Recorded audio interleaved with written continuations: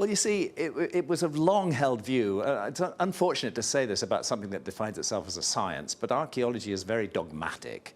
And it was a dogmatic view held for more than 50 years, from the 1960s right through until past 2010, that the first human beings to enter the Americas had come in about 13,400 years ago. Across to Alaska. Through Alaska, through the Bering then land bridge, and into North America, and then into South America.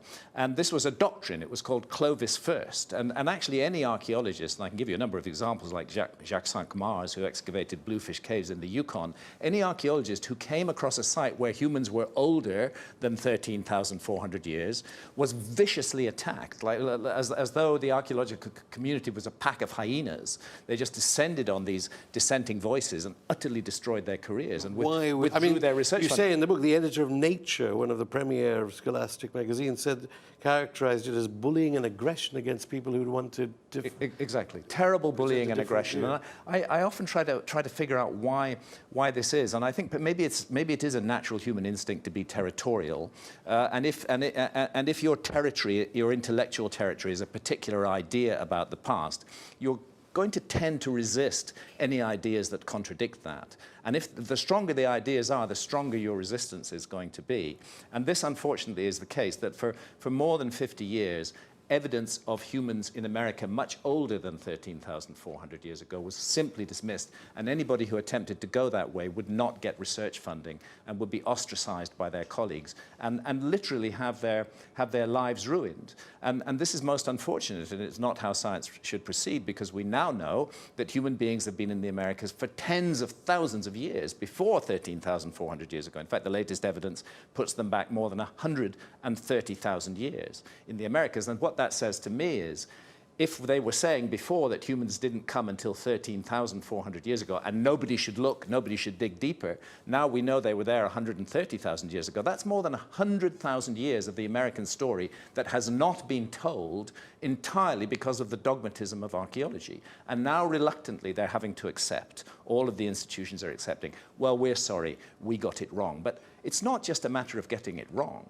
It's a grave responsibility to be the profession that interprets the prehistory of humanity to the modern world. And it's a betrayal of that responsibility to be so dogmatic and to refuse to consider any possibility which doesn't fit with one's preconceived notions.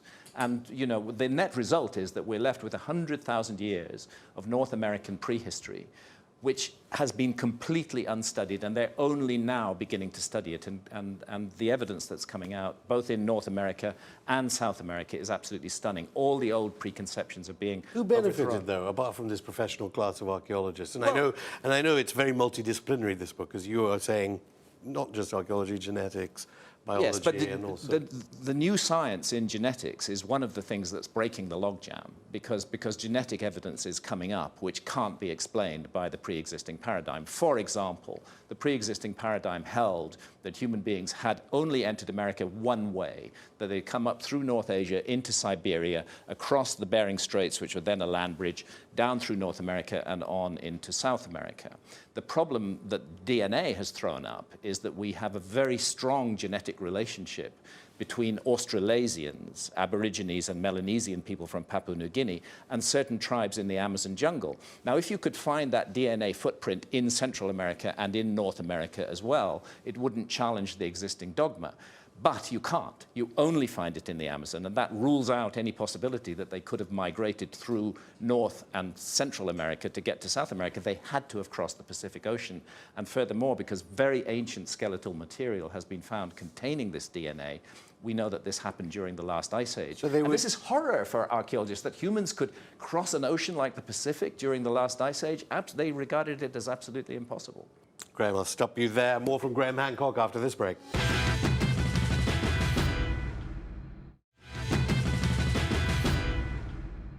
Welcome back. I'm still with Graham Hancock. You have made it your life's work to, if some of the 9 million people who haven't read your books are watching, we still don't really understand or officially understand why civilizations have all grew up at the same time in different parts of the earth. No, we don't. But that's just a mystery. Whereas your life work is to say, there is a reason. Well, my life's work has been to say that there's a forgotten episode in human history. and that once we take that forgotten episode into account, a high civilization, as many of the myths and traditions of the world attest, that existed during the Ice Age and was destroyed in the cataclysms that brought the last Ice Age to an end. I feel that that's a very neglected possibility by archaeology. Not just neglected, just absolutely ignored as a possibility. And I felt that my role has been to present solid, well-researched, thoroughly documented evidence which challenges that idea. Because if we are missing a very big part of our story, then we don't know who we are.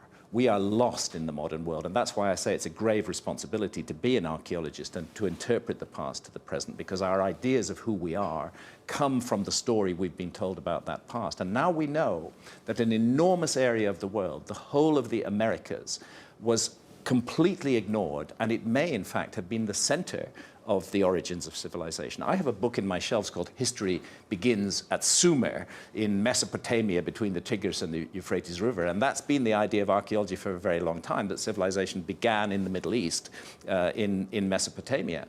But that idea simultaneously in others. And then all over the world. But what's beginning to change that is evidence, much earlier evidence of civilization, as we would call it. For example, Göbekli Tepe in Turkey. And it's pushing the date back right to the edge of the last ice age. And those very early sites show evidence of great advanced technology. And the only possible explanation, as far as I'm concerned, is that they inherited a legacy from an even earlier civilization. To which, of course, scholarly archaeologists have long said about your work, okay, what destroyed it then? But yes. Now new evidence, which you go through in this book again, has emerged of what could have destroyed it, a comet. And again, yes, and the archaeologists hate this idea as well, but this idea is coming from more than 60 major mainstream scientists, oceanographers, geophysicists, geologists, who've been looking at a very peculiar layer in the Earth that is called the Younger Dryas boundary layer. And it's also called the black mat because it's full of soot and evidence of intense wildfires burning. And right at the base of the black mat are all kinds of minerals and chemicals that can only in abundance be caused by a comet hitting the Earth. And that's iridium, that's melt glass, that's carbon microspherules, that's nanodiamonds, which are physically created by the heat and shock of the impact. And these are distributed across tens of millions of square miles of the Earth's surface, and they all date to 12,800 years ago. And undoubtedly there was a cataclysm then. Actually, nobody denies that, because that's the time that the megafauna went extinct. The mammoths, the dire wolves, you know, the saber-toothed tigers, the mastodons, they all went down at that time. And up till now, the explanation has been, oh, human beings must have made them extinct. Overhunting. Overhunting, although I cannot conceive of a single hunter-gatherer group that would willfully wipe out its entire prey animal. Hunter-gatherers are actually very protective of the species they hunt. They don't wipe them out. That's always been a bad idea, the notion of the overkill hypothesis. And now we have it's an environmental question at the moment. It also raises environmental questions, and then there are interests that people seek to protect in that area as well. But now we have this massive new evidence. They've been steadily publishing in major mainstream journals since 2007. The latest papers just came out a month ago in 2019, and the overwhelming mass of that evidence just is irresistible. We must confront the fact that there has been a hidden hand in human history, and that hidden hand appears to have been a comet, which was originally up to 100 miles in diameter, which came in from deep space, from the Oort cloud or the Kuiper belt, entered an Earth-crossing orbit within the solar system, began to break up into multiple fragments. 12,800 years ago, at least 4 of those fragments hit the ice cap that then covered Greenland and North America, causing a massive global cataclysm, releasing a huge amount of meltwater into the world ocean and bringing global temperatures down suddenly. Huge, dramatic climate change. Now we know why it happened. Okay, it happened because of a comet impact. I want to get on to the pretty grim implications of that. Why do you think that, aside from this, in a sense, the cover-up of, let alone Native American sites, why would so many people be covering up the evidence of earlier civilizations in the Americas? I think some people have called it a colonial cover-up, a colonial archaeological conspiracy. There's 2 sides to this story. In one side of the story is the way America was conquered by basically Anglo-Saxons. And in that conquest of the Americas, what they confronted was an indigenous people who had inhabited that realm for tens of thousands of years, we now know. And the first thing they did was to attempt to exterminate them physically, to get them out of the way. And when that became objectionable, the next measure was to exterminate their culture, to rub it out, to pour scorn upon it, to say that it was of no value, that in a sense, the absurd and monstrous argument was that the Native Americans deserved what was done to them because they were supposedly not capable of any high culture. We now know that that's completely untrue, and that was a conspiracy. That was a conspiracy to destroy Native American culture and thus to legitimize the conquest and the massive theft of land. And it carried on into the 20th century with the so-called boarding schools, where Native American children, almost all of them, were taken away from their families, we've talked about hundreds of miles away, and put in schools and taught that their culture was rubbish and indoctrinated with Western We've actually culture. talked about them on this program, but I mean, in the book you say that you use the work of UCLA's Professor David Wilkinson, that the so-called Amazonian cities, Yes. so London around the 16th century, 60,000 population, there were cities there. There were enormous cities in the Amazon. This is another piece of the new evidence that's overwhelming the old ideas. Because the old idea was that there were no humans in the Amazon until about 1,000 years ago, that the Amazon, although it's a luxuriant rainforest, has poor soils, and that it was impossible for human beings in large numbers to survive there. We now know they did, and the reason we know they did is tragically because of the clearances of the Amazon. So much of the Amazon has been cut down, and in those areas that have been cut down, evidence of enormous cities has emerged. Cities with populations of tens of thousands, bigger than London at the same time. And not only that, but evidence of high science, geometric geoglyphs on the Earth on a scale of hundreds of meters, squares, circles. They even performed the exercise that we attribute to the ancient Greeks of squaring the circle, a very sophisticated geometrical exercise. You can see that done on a scale of hundreds of meters in the Amazon. So is the point that we do have some of the information from this wiped-out civilization? Because, and it should be added, not everyone was killed by the comet. No, not everyone was killed. Hunter-gatherers were okay. Just as we live today in a world where there are hunter-gatherers in the Amazon who don't even know we exist. There are hunter-gatherers in Namibia who live a full hunter-gatherer lifestyle. They know we exist, but they choose to perpetuate their lifestyle. They are coexisting with an advanced civilization, so-called, ours. And I suggest it was exactly the same during the Ice Age, that there was an advanced civilization on the planet, as many myths and traditions suggest, that it coexisted with hunter-gatherers. But who survived the cataclysm in the largest numbers were not the members of the advanced civilization. Just as I believe we would not survive such a cataclysm today. We're not psychologically prepared for a disaster. We're the spoilt children of the earth. We are used to having clothes on our backs, roofs over our head, plentiful supplies of food in the supermarket. You stop that dead in its tracks, and within a matter of weeks there would be traumatic shock and chaos and disorder. People from advanced civilizations actually do not have survival skills. But people who are hunter-gatherers are masters of survival. So it's not surprising that it's the hunter-gatherers who survived in the largest number. But what I evidence in this book, what I document in this book, is that there were survivors of a more advanced civilization, and they took refuge amongst hunter-gatherers.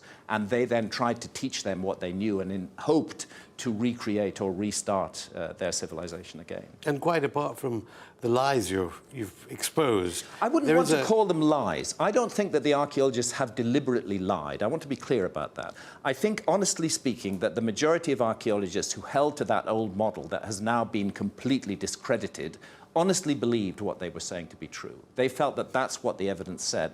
And then their careers became connected to that idea, and they became very reluctant to accept any idea that threatened that. And I think it's more that natural territoriality of human beings rather than a deliberate attempt to hide the truth of the past from us. But the effect has been as overwhelming or worse than a deliberate attempt to cover up the past, because 100,000 years of the human story has just been completely shut down until now. And aside from finding out who we are, there's obviously trillions spent on military technology. You think we should be spending on some kind of protection, certainly from... I certainly do. Things that can destroy us. I certainly do. It's one of the things that frustrates and annoys me, that we can create massive scientific endeavors. We can raise enormous amounts of money to fund weapons of mass destruction so that we can invent ever more sophisticated ways to murder one another as a species. But when it comes to protecting the Earth from environmental threats, when it comes to protecting the Earth from, for example, a comet impact, we're not interested at all.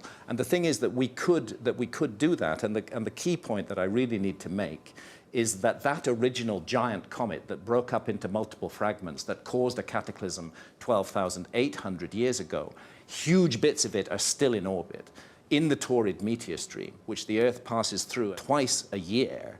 And it is regarded by responsible astronomers as the most grave collision hazard facing the Earth at the present time. And it doesn't need to be gloom and doom. All we need to do is take all that ingenuity, all that money, all that power that we now put into weapons of mass destruction and turn it towards protection of the Earth. Because these events, when they happen, are world-changing. Do we really want to see the end of our civilization? Because that's what's in the offing, unless we do something about this. But the good news is we can do something about it. My goodness, the economic interests are already talking about mining asteroids. The technology exists to do that. You can mine an asteroid, you can move it. And just finally, obviously, if we get past October and the Taurids, then your work has depended on scholars coming out with paper after paper since you were last on so much new information that has supported your original thesis. Yeah. What next, do you think? It's very difficult I think we are poised on the edge of what is called in science a paradigm shift. I think that the monolithic control of the past that archaeology has exercised is being eaten away by new sciences like genetics and indeed geology.